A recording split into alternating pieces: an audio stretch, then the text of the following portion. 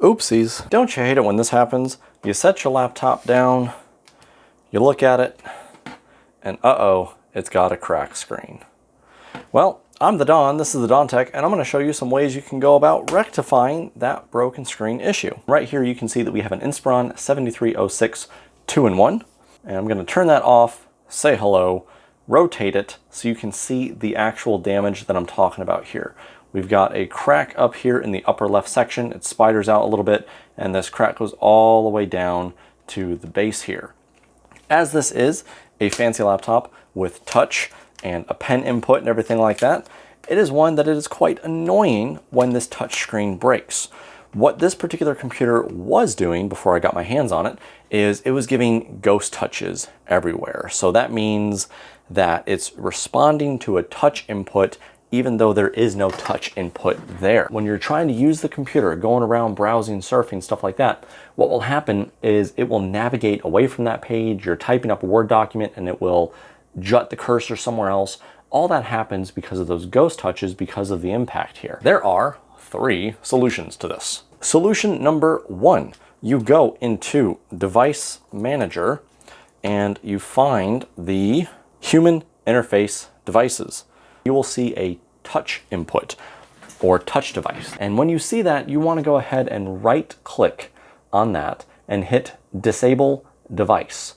When you disable the device, that will render the touchscreen unable to function within the software side of things. However, if you get a Windows update, what will happen if it's a major update to another service pack, it will re-enable the touchscreen device. So it will be something you have to redo every, gosh, I don't know, maybe 6 months, every year, something like that. But as long as you're aware of it, that's okay. Option number 2 is that you can replace the entire upper assembly piece.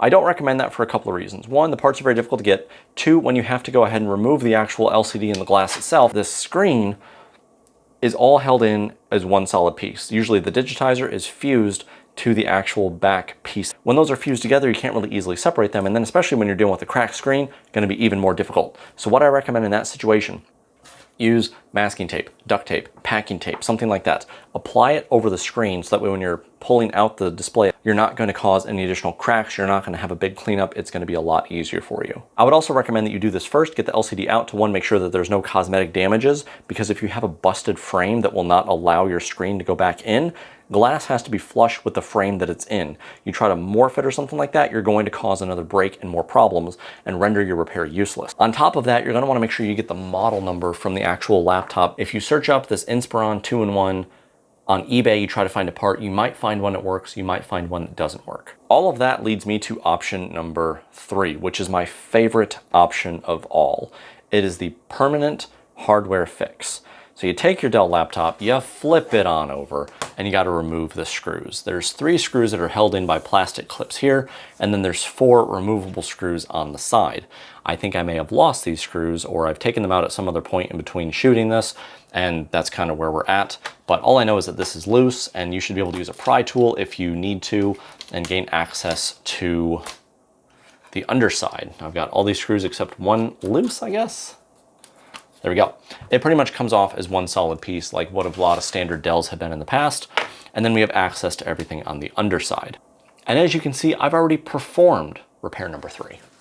Let me know if you can find it in the comments down below. If you feel safer, feel free to remove the battery before you do any disassembly. That's usually recommended. In this case, I've already had the battery removed, done some stuff, so it doesn't really matter. This is just for demonstration purposes. All you have to do is figure out where all the cabling is coming into, and what you're going to do is remove the touch screen cable.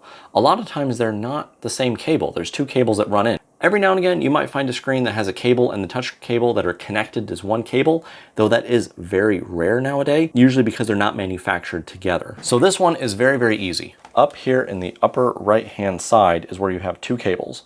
One that is labeled LCD, and then the other one that is labeled TCBD, which is most likely going to be touchscreen board, even though BD doesn't make any sense. I don't know. All I know, or touch cable. Not touchscreen, touch cable. But this one right here is the touch cable. And all you have to do is lift this tab up, pull the cable out, put the tab back down, put the cable on top. And then when you're done with that, the touch is 100% disabled. You put the lid back on, you turn on the computer, and you never have to worry about touchscreen issues ever again. So you get all that stuff taken care of, and you can use this computer. You just got to be mindful of the glass shards. So there you have it, you guys. My name has been the Don. This has been the DonTech, and just remember, the Don's got your back. This is an exceptionally difficult angle to get this. Yeah.